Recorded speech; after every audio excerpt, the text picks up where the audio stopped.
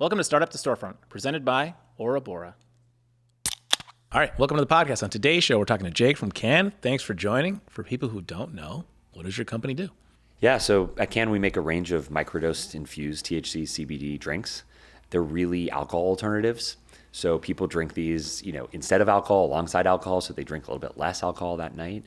And we make them taste great. We use Sicilian blood orange and lemon juice. We use nothing gross, no preservatives, or it's an all natural product. And it's really meant to replicate your experience of drinking alcohol. So you might be having a beer, I'm having a can, maybe our next one we switch, and it gives that sort of like baseline, very mild social buzz that you can take out just like you would with alcohol. Yeah. But then the next day, you don't have a horrible hangover from alcohol. You don't have these emotional regrets of, I can't believe I texted my ex or ate a ton of takeout. And so, generally helps you live a little bit of a healthier life. That's funny. When it came to the first start in the company, what did you see in the market, or like what problem were you having specifically where you're like, look, maybe I want to drink less. Let's do something. And by the way, my entire friend group loves your product. So kudos to you for making it on my radar pretty early, I would say, in your entire company's history. But what was the thing you were trying to solve for? Yeah, so for me, it was really personal. I was in my 30s and I couldn't drink alcohol anything like I could in my 20s. Mm-hmm. This is sort of like a major body transformation that no one talks about, right? Having 2-day hangovers, they were debilitating. Yeah. But here's the thing, most people were sort of forced into reconciling that in the past by drinking less, going out less, being less social, right? Maybe they have a couple kids, it totally changes their entire lives. And that wasn't me. I still wanted to be social. I still wanted to go out. I wasn't going to sort of give up. And so the big question was, well, how do you do that sustainably? Alcohol is not going to be able to, provide that same level of intoxication or whatever the buzz that you needed if I had to live with the hangovers, if I had to live with all that sort of like physical pain the next day. Yeah. And so for me, it was kind of perfectly timed because I had grown up in Colorado. I had seen the early sort of legal dispensary adult use market there. It was weird. There were like gummy candies and like people were biting the heads off of a gummy bear and being like, you can only eat the head. It's like, wait, why? What happens if I eat the whole thing? God forbid, what happens if I eat a package of them? No, you absolutely can't do that, right? So that was really strange. Okay. And then I was at business school in California, right? When California passed its adult use law. So they had, pretty long-standing medical program. What year program. was that? 2019 was when I got, I'm screwing that up. 2016 is when I got to business school. I think they had passed the law maybe that fall or something. Okay. So the regulations were still being written, it was coming. Yeah. But you at least had it in the law, and so everyone was ready for it. So I said, well, is there a way to take this plant, THC, CBD, and incorporate it into a social beverage? Just like we drink caffeine, alcohol, right? It was kind of clear to me that over thousands of years of human history, humans choose to socialize around drinks, not the heads of gummy bears. And so it was probably drinks. And maybe more importantly, we drink those mild intoxicants like caffeine and alcohol in microdoses. So if you look, there were drinks before CANN launched in the medical market, in the early rec market. They had 100 milligrams of THC. These were like heavy hitting drinks for people that were daily cannabis consumers, maybe horse tranquilizers for me. Yeah. And so that wasn't going to work. Yeah. And we looked at this from sort of like a business analog standpoint, right? We're like, what are things that are like THC out there? Mild intoxicants, caffeine, alcohol. We have those examples. Well, we consume them in microdoses. There's a reason you can have a few cups of coffee in a day, a couple of glasses of wine. It's about what the body can metabolize in an hour. Smart. So people say, oh yeah, 1 drink an hour, that's about what you're, how you stay, sober. Sure. So we thought about that in the context of THC. Could you do something similar? And the answer ended up being 2 milligrams of THC. Okay. Which was revolutionary 6 years ago in California in the dispensary world, because people are looking at us being like, it only is 2 milligrams. I could drink 20 of these. Like what, why would I want this? But it wasn't for them, right? It was for people like me that were saying, what I can't drink 20 of anymore is booze. Is booze, right. And so could a drink like this keep me in the game socially?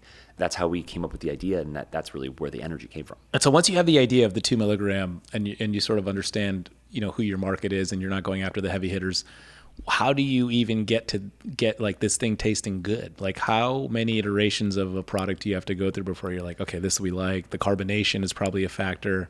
Yes. Because you have a special top also, right? And so there's a bunch of things. Yeah, there's all sorts of things that go into making this product. I would say that, you sort of break it down to its fundamental components. And the first one is the liquid. So we spent a lot of time. Even before we launched the business, one of the things that we were focused on was, can we make this taste great? Like my co-founder and I were the type of people that would go into Air One, we'd stand in front of the beverage fridge and we'd just turn products and we'd read the ingredients. We were so curious about like, because most people are having an increasing sense of health and wellness. Yeah. We kind of want to know what goes into our products. We don't like the fake stuff. We want to understand the ingredients. And we felt that really strongly. And so for us, we wanted to create a natural product. We were pretty convinced of that. It helps make it taste better as well. It's not chock full of preservatives and concentrated juices and things like that. But that was one of the big questions was, can you make this taste amazing? And what was unique about our approach was, we didn't want to just say, oh, well, it's X, but with weed in it. We're going to make, a sparkling water, but with weed. We're going to make a beer with weed. That was not the goal. We were creating a new category. I mean, we named the thing CANN. It's cannabis in a can. It's very on the nose, but we named it that because we were thinking about beer and wine and like, what are those 4-letter words that are just synonymous with the category? Interesting. And so we felt like we were doing something, and we were something really innovative. Wow. So the flavor profile had to be innovative as well. This was not going to be something you could just say, oh yeah, it's like that. We're going to make grape soda and we're going to infuse it with weed. Like, no, people have grape soda. They've had it for long periods of time. Like in theory, they can go get that. But we wanted to do something really unique. We wanted it to be very adult. So like we've gotten people to drink cardamom and lavender and all these, herbal flavors you would never imagine. People would tell you that's probably not a great idea if you're building a mainstream global brand.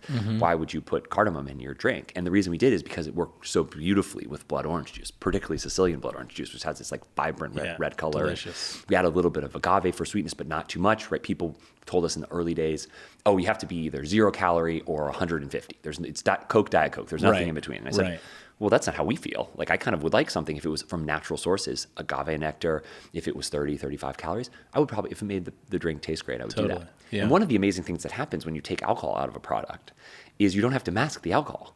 And so we could do a lot of really fun, interesting, vibrant things with flavor and never have to worry about it tasting really bitter or burn or anything like that. Because we're really just water. And the THC and CBD extracts that we use are highly concentrated and pure, so they don't have any taste. And so we could really have fun with the flavor formulation. So there's no taste to them? No, you won't taste any of that. Like in some of the sort of early beverages, if you had them, you had that like grassy taste that you would sort of get, or it was really bitter. That's like how they're emulsifying the extract. Okay. We don't have any of that. And what's amazing about that from a flavor standpoint is we can go into the kitchen. We can take blood orange juice from Sicily. We can add cardamom extract. We can add agave. We can tinker with it. And when we tinkered, it was amazing. We had all these like pipettes and everything. Sure. And is it better with one more drop of cardamom or one less? And we would play around with it that way. But we knew that once we infused it, it wouldn't change the taste profile. And that's part of why I think our products are so vibrant. Yeah. So once you have your products, let's say, and you're ready to launch, are you guys bootstrapping this yourself, or are you trying to get funding in an environment where you're kind of like a first mover and everyone's looking at you like, what are you doing? What is this category? Are you sober curious? Are you for the non-alc crowd? Or are you, on the med spectrum? How are you going to distribute this thing? What was that like? Yeah. So I mentioned that in the beginning, one of the big questions we had was, could we make something that tastes delicious? One of the other big questions we had was, can we raise money to fund this? Because I had just been in business school. I had no money. And my co-founder was the same way. Like we were actually in a net debt position. And so we didn't have the option to bootstrap it. We had to go find cash to raise, to just do those initial production runs, to do the brand and formulation work.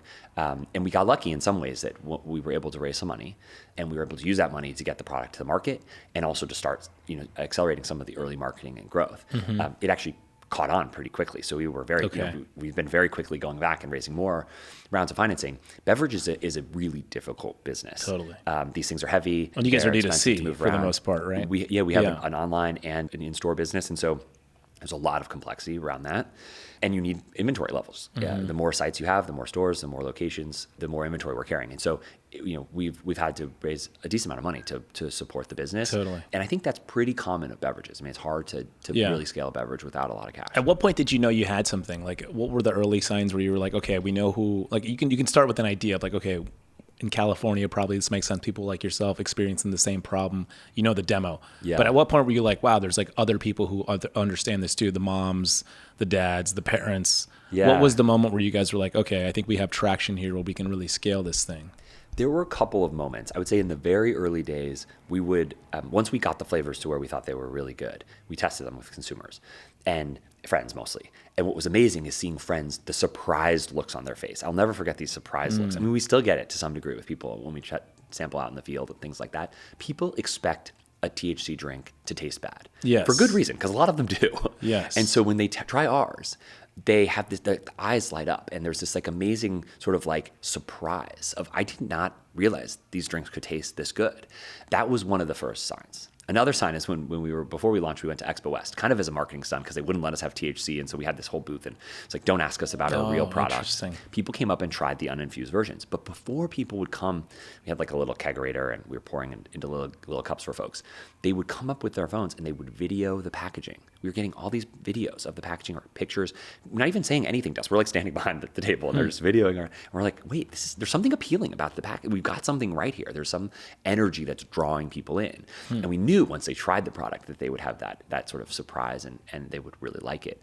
And so those were two early signs that we had something from a product standpoint that was going to resonate. Okay. And then once we hit the market, I mean, to your point, we started here. I mean, we discovered the Marin Moms. The Marin Moms love us. There's some of them that are out here in LA as well. Yeah. And people would go into the Robertson MedMen and they would buy like trays of it. And then we would get a call from the MedMen being like, we're out, we need more. Like, we just dropped it off. Like, it's just pretty incredible things like that. Sure. And so we started to get a sense from those moments that people were into it. And what was the legislation like? Did it have to change for you? Because there's a lot of hurdles around. Like, we had Nabis on the podcast, and they're a big distributor, and goddamn, they were waiting for Biden to keep his promise in so many different ways, and it didn't hit. Nothing happened. Right. And so how are you guys beholden to this similar distribution issues? Yeah, so what's interesting is we've gone through a couple life cycles of this. The very first one was the California dispensary world.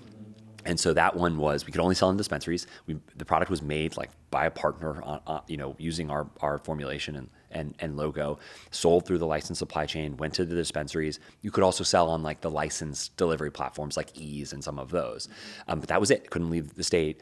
And in that world, we needed something like federal legalization to come through to really expand it. And we thought that it would come. I mean, when we started this business 6 years ago, I told investors 3 to 5 years is probably the time. Of course. Right? Yeah. Now I would tell investors, I don't think in my business lifetime we will see federal legalization of marijuana. So it has changed a lot. It is a politically very challenging topic. I didn't fully understand how. It's not sort of like Colorado, Washington, Oregon, California, and then all these other states sort of do adult use, and then it topples. That we haven't seen that. But what's happened, what's really interesting, about 2 years ago, the state of Minnesota said, well, if you extract the THC and CBD from hemp instead of from marijuana, you can put that into drinks and other products and sell them in Minnesota liquor stores.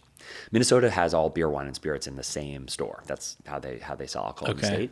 And so they said we were comfortable with that. They actually added THC drinks to the list of approved products for Minnesota alcohol retailers. Wow. And that was about 2 years ago. We're like, well, can we make our product with deriving the THC and CBD from hemp? And we very quickly found out we could. We do it only naturally. There's some folks out there that are doing synthetic derivation, and they're, weird compounds you never heard of, like HHC and Delta 10 and things like that. We don't do any of that. It's still naturally derived THC, CBD from the hemp plant.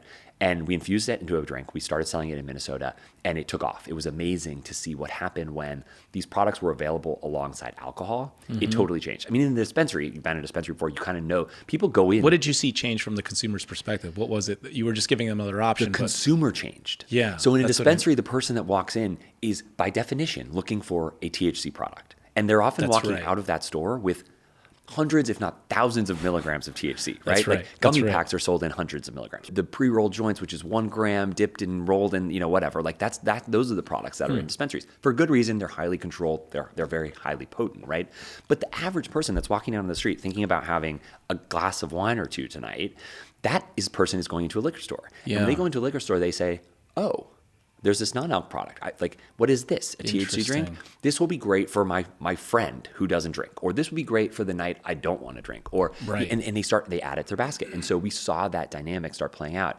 The business, when we created it, as you remember, like when I was thinking about an alternative to alcohol, or how do I get through my 30s and still be social, was positioned and meant to be for folks that want to drink a little bit less. And so that decision happens in an aisle which has alcohol in it. It doesn't happen in an aisle which has only THC products. And that was really the key unlock. That's so fascinating. Well, first of all, running a business and then having to sort of adapt to state regulations in Minnesota in particular must be a nightmare to some extent, because it's hard to scale. But it's a really interesting learning. Like, even if you're like sober curious, why would you go to like just a non-alc store? You wouldn't necessarily do that unless you're actually going to commit for like a sober January or something like that. Right. But in this scenario, you can it's a casual glide into, maybe I don't drink Thursday. Exactly. So If you just think fascinating. about consumers' regular behavior patterns, we go to the grocery store, Right. we go to the liquor store. No one goes to the dispensary unless you're, a THC consumer. So what have you seen in terms of sales, just apples to apples in Minnesota versus other places? It's pretty amazing. I mean, we know in Minnesota, our biggest retailer is Total Wine, so big alcohol retailer. Yeah. They told us that the THC drinks outsold Chardonnay. So, it's getting big. And we've also, if you just compare our old California dispensary business to what we're seeing in Minnesota, we're selling multiples more in Minnesota. Minnesota's raising more money for state taxes off of taxing THC drinks in liquor stores than California has in an entire year. It's pretty amazing. Is it the same taxes or does it? It's lower tax rates in Lower Minnesota. taxes, So yeah. it's pretty incredible. But the process is the same? The process is similar. As the alcohol. Yeah, exactly. So Okay. you basically go through the alcohol supply chain, right? Yeah, They got tax it a little bit more, I think, in Minnesota. Okay. And not that much more, but a little bit more. But compared to what happens in the dispensary where there aren't that many drinks anymore. And there definitely aren't the microdose ones like us. That must drive you crazy. It does a little bit, but here's what happened. Then Minnesota really kicked this whole process off for another 20 states in the last year that have passed laws similar to Minnesota that allow these products to be sold in liquor stores.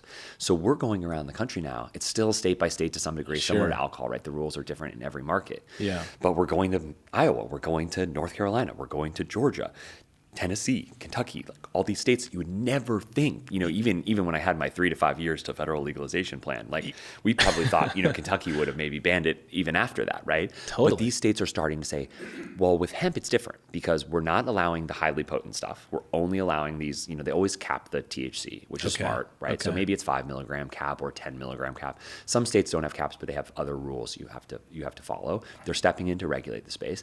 And they're basically saying, if you are willing to keep the THC down, we're going to allow these products to be sold in the alcohol supply chain where we're already IDing, folks so minors don't get these products, which we think is right. And then that provides an opportunity for the average person that would have never had access to a THC product to go into their local liquor store and buy a can. That's incredible. That would drive me crazy. In the sense of like, you want to mimic that. You want to mimic that behavior. And then what's surprising is sort of the alcohol lobbying it's almost like the Trojan horse where it's like a natural thing through hemp. And so maybe the alcohol companies aren't paying attention to it. Because you would assume the lobbyists would just come on. In the early days, people sort of told this story, which was the cannabis industry and the alcohol industry are butting heads because alcohol views cannabis as a threat and they want to quash it or restrict it as much as possible. Sure. And that dynamic is sort of like the old story. That's not what we see happening now, right? What we see happening now is the products like ours and others that have THC-infused beverages, those are going to liquor stores primarily on trucks alongside beer, alongside alcohol, alongside spirits. And that's because those alcohol distributors recognize that this is a new category. Just like they might be adding, a non-alcoholic beer to their truck, they're adding can. And that makes sense because the consumer is shifting, right? Everyone's trying to drink less alcohol. If you do look at survey results, they say that people are trying to do things like take a month off from drinking, which people will do in January for dry January. Yeah. We call it CANN-uary because a lot of people choose to drink CANN-uary to survive that. I love that. Exactly. And the younger you are, the less you're drinking. So that's another really big dynamic you see as you go down the generations in those survey results. And so something has shifted and alcohol companies are recognizing that, particularly the distributors who are saying, well, I need to have my trucks full as I go to these liquor stores. And so we're seeing them really lead the way in helping this industry grow and not fight it. We were talking about this earlier, but one of the hard parts you were saying was, how much is someone going to have before they feel something? Right. And so the education piece around like, okay, maybe I'm not such a THC consumer or I don't do marijuana or weed or whatever. And so the notion of opening up a beverage and maybe embarrassing myself is a real question that your consumer has as you sort of approach the long tail of the consumer market. And so how are you guys attacking that or just trying to get this in the hands of people so they can start to get more comfortable? Right. Yeah, it's the number one question we get. How many of these can I have? Will I get too high? Right? Will I embarrass myself in front of my friends?